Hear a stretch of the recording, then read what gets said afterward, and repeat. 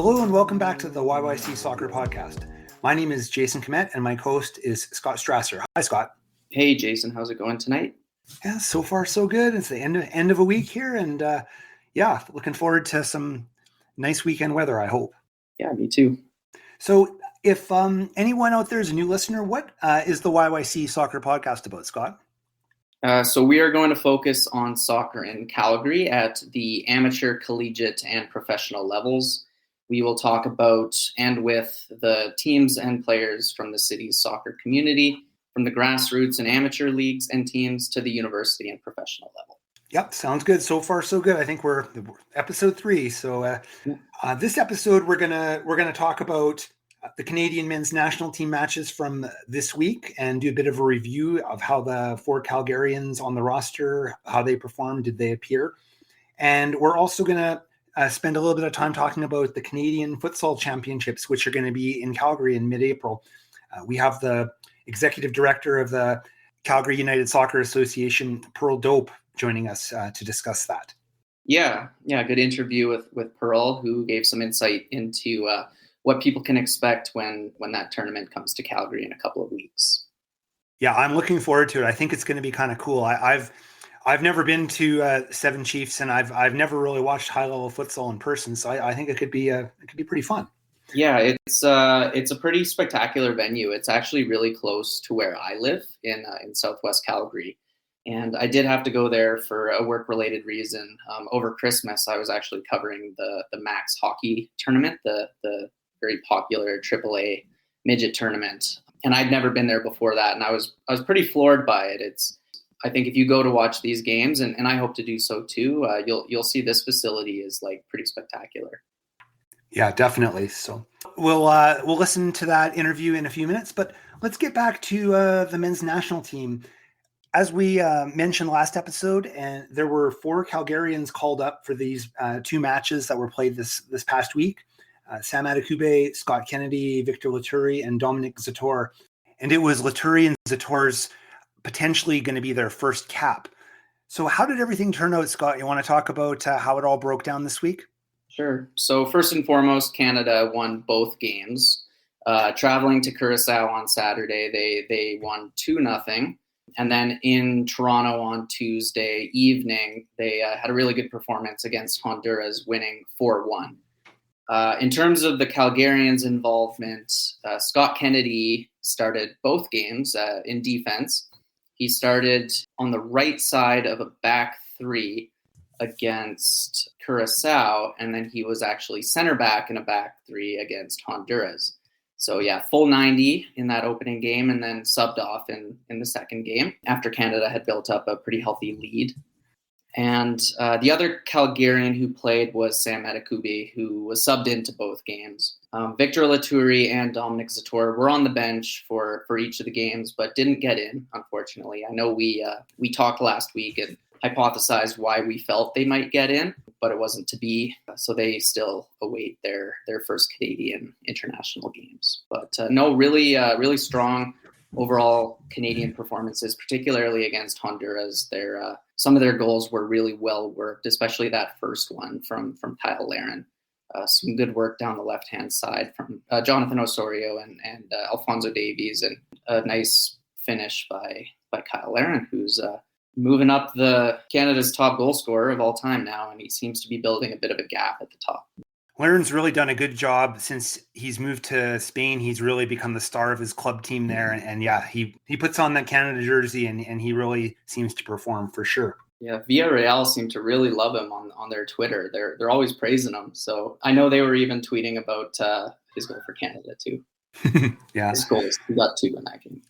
And as far as the Calgarians, I think with Scott Kennedy coming back from injury and really having not played too much, for him to get a full match and most of the second match in, it's probably good for him for his position in Canada, but also just for him to really get back to playing matches. So I think that was highly encouraging on that part. I would say I'm quite surprised. I thought that at least Victor Latourie was going to get in since there's such serious interest on South Sudan's part. I thought John Herdman would want to just make sure they'd cap tie him up. I don't think Dominic Zator is necessarily in as high demand in Poland as Laturi is in South Sudan. So I'm less surprised by that. But what do you think, Scott? I was surprised Laturi didn't get in. And Zator, I feel he does do really well in a back three, or at least he did back when he played for Cavalry, and I watched him every week. But as for Laturi, he is a central midfielder, and Canada, Ishmael Kone, particularly against Honduras, really had a breakthrough performance or a breakout performance and just played really, really well. And he came off for Atiba Hutchinson, who that may have been his last game at BMO Field. So I guess I can see how Laturi wasn't brought on in that game. But against Curacao, I figured he might have more of a legitimate chance. And hopefully he doesn't commit to South Sudan and we can see him rep Canada in the near future. I agree. I did notice that his brother, Willie Akio, did play both matches for South Sudan this past week. So he's definitely in the mix there. Yeah. And Akio is also playing in Scotland, right, in the SPL with Victor. So hopefully he's not too encouraging and getting his brother to play with him, both for club and country. Definitely. Our next topic is the Canadian Futsal Championship, which is going to be held in Calgary in the middle of April. And we have Pearl Doupe from the Canadian United Soccer Association, and she's going to talk a little bit more about this tournament, which I think is pretty cool event. What do you think, Scott? I agree. I think futsal it's not been forgotten about necessarily, but I feel like there was a period quite some time ago where it was very not niche to futsal, but it was really growing in popularity. In Calgary, shortly after my own minor career ended, they transitioned the Tier 1 youth leagues to playing futsal. This was around 2012, 2013. And I feel like at the time it was pretty in vogue to be playing futsal and to enjoy that version of the sport. But since the arrival of the Foothills Performance Center, which is now called Macron Performance Center, Tier 1 switched back to an indoor format that was 7 versus 7 outdoor style tactics and coaching. And I feel like futsal has kind of fallen by the wayside a little bit since then. So I was pretty interested when you told me that you wanted to talk about this upcoming tournament. I actually didn't even know it was coming to Calgary, which shows that there's a lot of work to do on the marketing side for it and to reinvigorate some public interest in futsal. But I think the interview that you did with Pearl was pretty informative, and I hope some people listen to that and it encourages them to go check out some games in the middle of April. Absolutely. Let's run the interview now. Hi, I'd like to welcome on the line today. It's Pearl Doupe. She is the Executive Director of the Calgary United Soccer Association, and we're going to talk a little bit today about the upcoming Canadian Futsal Championships that are going to be held in Calgary in April. Hi, Pearl. Hi, Jason. Thanks for having me. We appreciate you coming on. I guess a good place to start would be, what are the Canadian Futsal Championships? What are they all about? It's rather exciting news for us that they are the first time coming west, and it is the first time we have both a men's and a ladies competition. So it is similar to the soccer fans that are familiar with Challenge and Jubilee Shield. This is the equivalent for the Futsal Nationals, and it leads into the CONCACAF Club Championship. So it's pretty exciting to see it here in Calgary.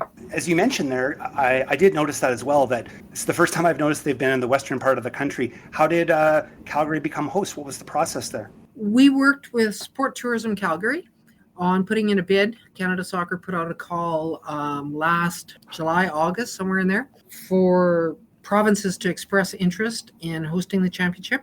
We've talked about it for a number of years. Pre-COVID, we were already into the discussion that we would like to see it come to Calgary. And then this last year, it all kind of fell into place. Like I said, we had the support of Sport Tourism on the bid proposal. We had the opportunity to partner with Seven Chiefs to be able to use the Starlight Center for our league games, and that's where the tournament will be held. So we finally had support from within Calgary to put in a bid. We had a proper sized venue with the proper surface to be able to say we can host this. Canada Soccer came out in October, I want to say right after Thanksgiving, and did a tour of not only the Starlight Center. We made sure that they got to see the other soccer venues that we have in Calgary so that they don't forget us for other potential national championships. That we have a lot of great facilities here and we want to be able to show them off.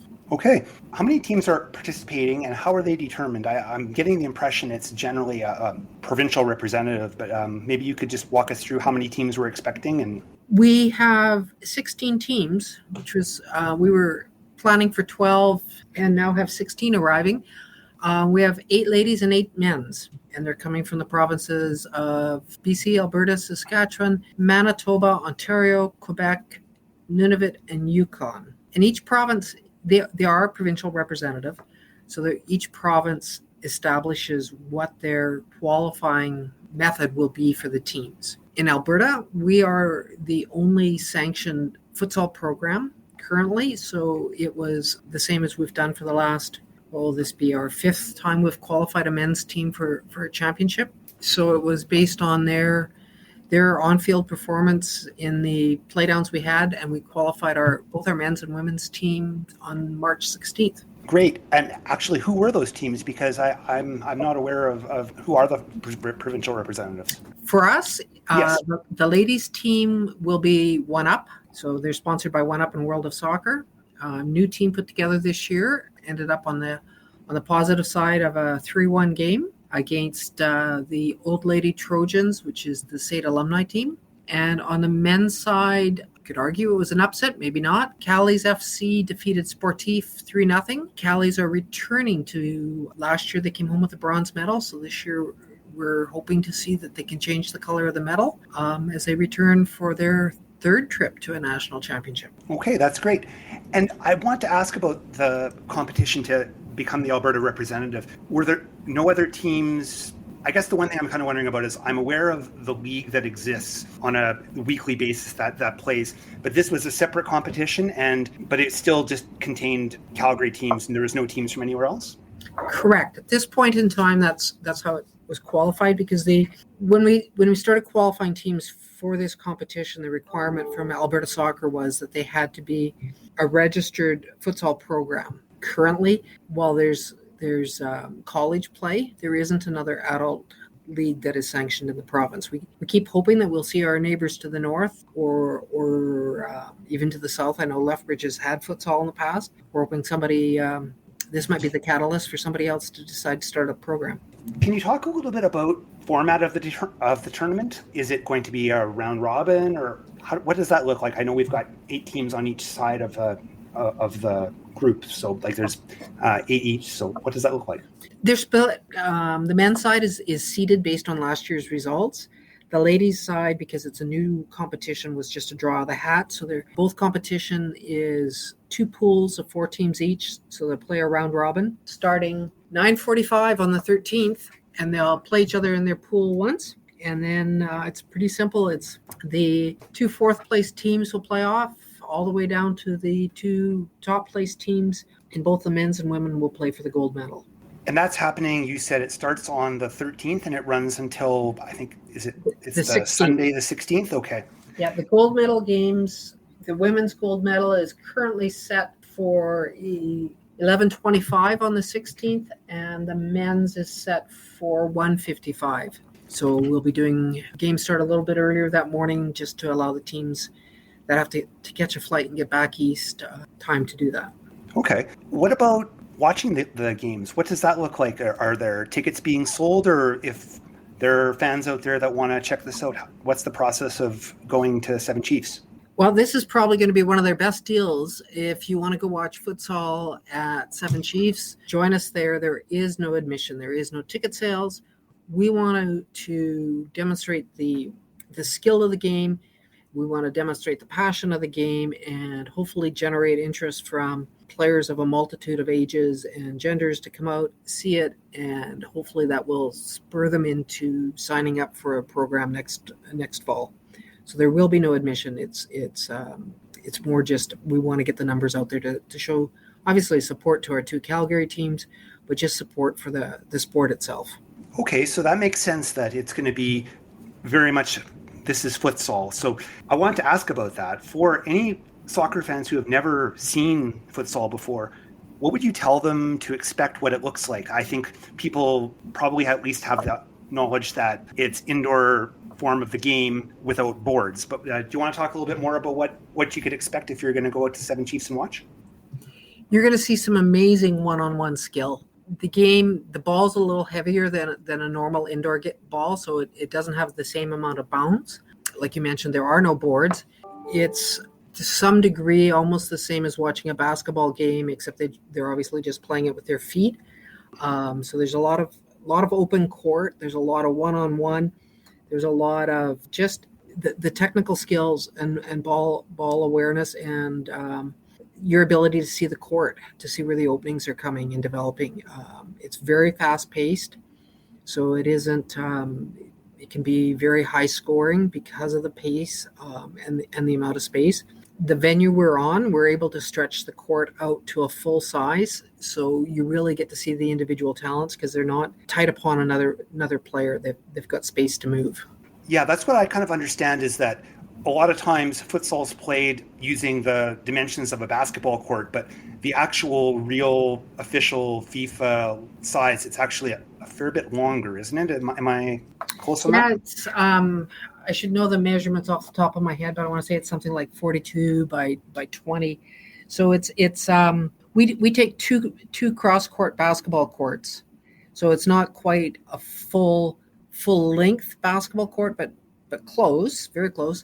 And it's a large rectangular shape. So if you think of your normal high school gymnasium, it's almost double that size. Actually, let's talk a little bit more about the venue itself and Seven Chiefs Complex. I've actually never been out there, and I'm kind of looking forward to maybe checking out some of these matches. But tell us a little bit more about what that facility looks like. It's a pretty amazing venue. Sutina has every reason to be very proud of it. Seven Chiefs Complex has ice arenas. They've got two ice arenas. The Hitmen have played a number of their home games there this year. So you've got that complex, or those components. It's got a massive weight room.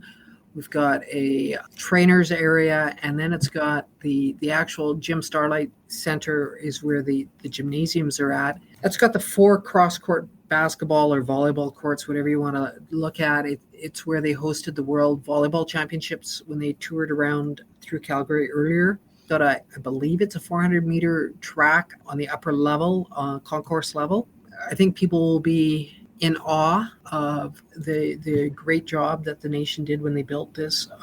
It's right off Anderson, so it's easy to get to. So if you're Anderson and Sutina Trail, it's right on the ring road. So for people coming from wherever in Calgary, it's going to be easy to get into, and I think they'll be pleased. There's tons of parking, and it's a pretty awesome venue. I feel very fortunate that we're able to utilize it. It sounds really like, in a lot of ways, it could be a perfect futsal venue because it has the ability to expand out the lengthwise, and it's got the room, as opposed to, say, if you were to go into like a traditional basketball court, like if you were to hold this at one of the campuses within Calgary, they wouldn't maybe quite have the length, but it sounds like you're going to have that size. So it sounds like a bit of an interesting advantage there, and get to see the game in its official pitch size. Well, and that's the best part is, in the past we've bounced around. We used Ambrose University for a number of years, and it's a beautiful gymnasium, beautiful hardwood floor, but it's small. So when our teams would qualify and then go to nationals and get onto a bigger surface, your game changes when you go from a small court to a bigger court. And we've played at the Calgary Soccer Center, so you get the right size of a field, but then you're playing on carpet, so the ball and your footwork and foot skills are different. So this year is absolutely the first time we've had the full-size venue. It's a synthetic surface, so it is suited for futsal, and the guys have played on it all season. So they're used to the space, they're used to the surroundings. So I'm confident that we've got it set up for, I'll be honest, a home team advantage. They know the venue. They should be very comfortable playing there. Okay, great. What about other things in regards to tournament updates? Or is anything going to be, can we be watching social media channels? Is there going to be any streaming of any of the matches? What can we look for here to keep ourselves in the loop about what's going on? Well, Canada Soccer, this is their championship. They own the broadcast rights, and it will be, all games are going to be live streamed by Sport Can. I anticipate that link will come up on Canada Soccer's site shortly. We haven't received the links to that. We'll also have that on our site and pushing it out through our social media. We're working on the opportunity to have some discussion panels following matches on sort of a wrap up of the day's events and a little bit of who's who to watch in upcoming games. And some of this is just evolving as we're finding out and still learning on where Canada Soccer's restrictions sit and where we can freelance a little bit to help promote the competition. Canada Soccer will have their schedules back up as they've done in the past for the competitions under their local events link. We'll also be linking our website to that, as well as our various social media channels to try to promote it out and ensure that people are able to get updates in a live sense. And then obviously at the venue, there will be result boards and schedules available so people know who's playing next or when team X, Y, or Z is playing the next day competition. Okay, sounds good. I guess I really want to wrap it up with a couple into the future kind of questions. How are you going to measure success for this tournament, and how do you see the future of futsal in Alberta? I know you mentioned Calgary is the only league currently operating, but I guess maybe just go back to my first question. How do you measure the success of the tournament? That's an interesting question. I think success for us, first and foremost, is I want all the teams to leave going, wow, that's what we expect to see at a national competition. That we want, I think they've been the focus of all our conversations, is how do we make sure that the athletes coming here have the best experience? So let's provide them the best venue, the best opportunity for success. So if they leave wanting to come back, that's a positive sign, whether or not they've won the competition or not. If we see growth in the sport, be it locally or be it in Edmonton or Lethbridge or any of the other communities, that would be the best. That would be huge for us if we can see it grow to become a truly provincial competition. There's nothing better than beating your rivalry from another city to get to represent the province. So we would see that as being another measurement of success. And I think that the third measurement we would look at is seeing some of our young officials that will get exposure to officiating in a national competition, seeing that they succeed, potentially getting some of the strong games on the final day, and ultimately getting a chance to go to another national championship as an official. I think that's an area that people often forget about, is that the officials are also, this is their showcase as well. And I think possibly the final crowning gem would be if Canada Soccer goes, wow, this was great, we want to come back.